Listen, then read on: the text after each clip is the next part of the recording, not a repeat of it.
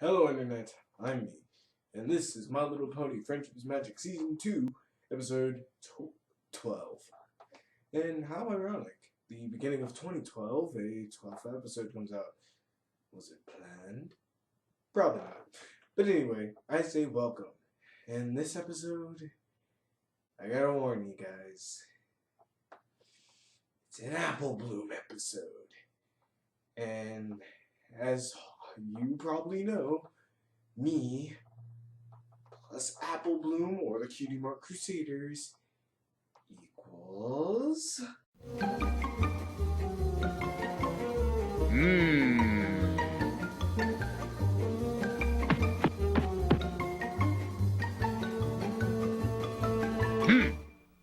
No, sir, I didn't like it. Oh, my God. It hurts. Yes. Thank you, Mr. Horse. Now, unlike this episode, though, I actually like the Kingdom Hearts Crusaders in here. Probably because they're played down very little. Apple Bloom really doesn't do too much.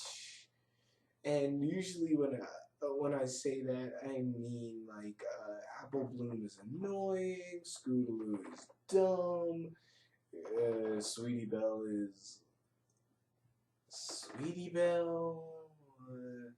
They're probably the only one-note characters in the whole show, but still, in this episode, actually, I kind of like them.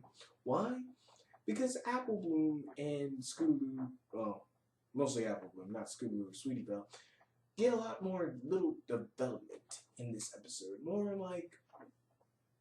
of a show than an actual tell on this point.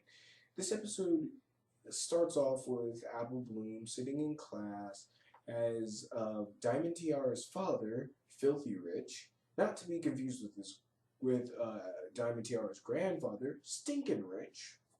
Remember that. Is giving a presentation into class, and everyone's being bored to death. And for some reason, he bores them all to death so bad that Snails changes color schemes. Okay, what happened to Snails? But that's just a nitpick. Actually, no. What the fuck happened to Snails? In the background, I'm pretty sure he's a different color. Where some details have been moved away from his face. Anyway, as Filthy Rich, sorry, stops from the presentation, they realize Sherry Lee actually goes down the list of the students, which her roll call sheet doesn't have names, but faces. More efficient, really. That Apple Bloom hasn't had a family member come in and try to say something, or family appreciation month event thing week day. So what Apple Bloom decides is, Apple Bloom is trying to decide, and probably would go with Applejack or Big Macintosh, seeing as they're big, strong, responsible, and probably the best role models you could pick. Diamond Tiara, actually being the bitch that she is, offers up that Granny Smith should actually come to the school. Why?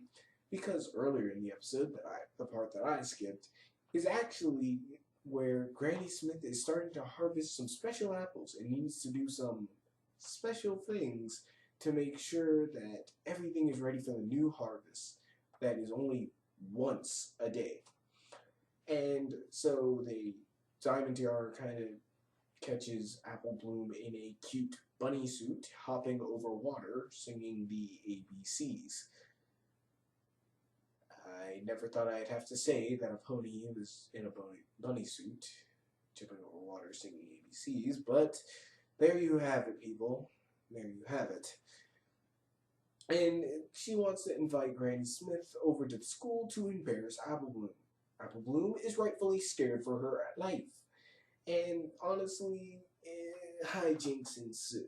That's pretty much the rest of this episode, where Granny Smith is trying to just go on with your old life and trying to get ready for the harvest, as Apple Bloom is trying her best to keep Granny Smith away from the school. trying to get Applejack to change her mind, to using Granny Smith as a puppet, along with the other Cutie Mark Crusaders, to convince Cheryl Lee that she's not coming. Yeah. Until Scootaloo knocks Granny Smith's head on a beam to where she wakes up and just says, "Yeah, I'm coming anyway." So, and when Granny Smith goes there, we get something very interesting and something that actually eclipsed the rest of the episode: the backstory to Ponyville itself. Now, this backstory is actually quite plausible in how it would happen, and actually happens in a natural sequence of events.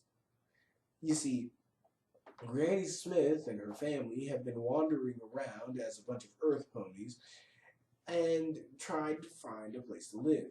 Though her father was a great seed collector, they had nowhere to ever plant the seeds, as they would try to get rid of the old and come in with more new ones. And they kept wandering around like this until they happened upon Canterlot. Now, happening upon Canterlot, they go in, they explore, and actually run into Princess Celestia. Princess Celestia, seeing that these Earth ponies needed a place to stay, and of course, Canterlot's too snooty, so get the fuck out. I'm sorry, but but sees that they have all these wonderful seeds, but nowhere to plant them, and also they need a place to live, offers a settlement that sits outside of Canterlot, and preferably from the view of Princess Celestia's balcony, as a place to plant and grow and just put a little settlement there until they get what they need and they can move on. Planting the special seeds into the ground gives them these very quick growing trees that have lightning and rainbow apples. And also, these apples can be harvested once a day. They have special rules on how you can make them and do this and do that. And then, of course, it explains why Granny Smith was being weird. And it wasn't she was being weird because she's old. It's because she's weird because the apples are weird. But she's still weird anyway. So don't worry about that. And no, there is no explanation on why Granny Smith was dressed as a bunny, hopping over water, singing the ABCs. There is no explanation for it at all. There's an explanation for why she has to have bees, make a beard on her face. There's an explanation on why she's yelling at jars like she's Patton. Okay. And there's a reason for something else. Oh, banging pots around because timberwolves. And no, not like a wolf in the forest, like an actual timber wolf, like a wolf made of wood, which I think I've seen in Skyrim once. Anyway, and it explains why she was acting weird. Because, well, like the timber wolves chased her, from where she got the seeds in the Everfree Forest, the Timberwolves chased her. And once she planted the seeds and the trees grew up, the Timberwolves came back trying to get them, so she would bang on the pots and pans to scare them away. She has to be friendly with bees to make the honey sweeter so she can make her batch. And, I'm not forgetting anything. And, yelling at the jars just makes them stronger, I guess. Other than that, yeah. It actually fills in a lot of blanks that was brought up in the Christmas episode, Hearth's Warming, to where did Ponyville come in after Equestria? And here's my theory. Now, we figure out that Canterlot is actually here before Ponyville, and I can also guess that Cloudsdale was as well. Now, Equestria was split up into the Unicorn factions, the Earth Pony factions, and the Pegasus factions. So I'm theorizing that the Unicorns started off in Canterlot, and of course the Earth Ponies were probably either nomadic or started off someplace else, and Applejack's family wanted to move. So when Applejack's family, along with some others, moved out of there, trying to find some new places to explore or just settle, like the 49ers in the Old West, they happened upon the unicorn settlement, which also happened to have the alicorn, Princess Celestia. Therefore, that's what I think has happened. Equestria was settled, they split off, they all coincidentally ran back together. That's all I got for you. So, what do I think of this episode? This episode's pretty good. Applejack and the Cutie Mark Crusaders are more played for laughs and, well, even more than usual. And actually have been given some more personality, if you can believe it. Apple Bloom actually acts like a little kid when she's hearing that her crazy grandma's coming to the school to speak, instead of like some pony. She acts like a real kid. She acts like, oh crap, how in every other way can I keep my grandmother out of here, other than just saying, don't come? She whines, she cries, she babies about it. She tries every other way. And actually, when I was a kid and I didn't want something that, come like to where I was, like if I wanted to keep my dad out, I would think, pop his tires with Legos or something like that. It wouldn't make much sense, like using Granny Smith as a puppet, but I would try it. And that's what I love about this episode. Apple Bloom is thinking out of the box and, of course, acting like a kid with these nonsensical plans and trying to actually get something done or a goal in the finished. And that's what I liked about this episode. That everybody seemed a lot more human as ponies. And this was a great episode to bring in the new year. I give it a solid 9 out of 10.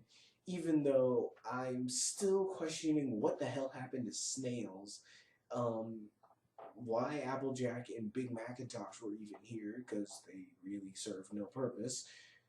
It could have been strictly an Apple Bloom and Granny Smith episode, but still, Big Macintosh here saying, yep, is never boring, and let's all face it, we like Applejack, so we don't care. Other than that, this episode was pretty good. Like I said, 9 out of 10. I really don't have too many faults with this episode. And it actually made me laugh a couple of times. And it made a lot of good joke-worthy stuff that I couldn't remember. So, sorry about missing last episode, y'all. But I swear to you I'll make it up this time. Until next time, y'all. Peace. Diamond Tiara? But Dad!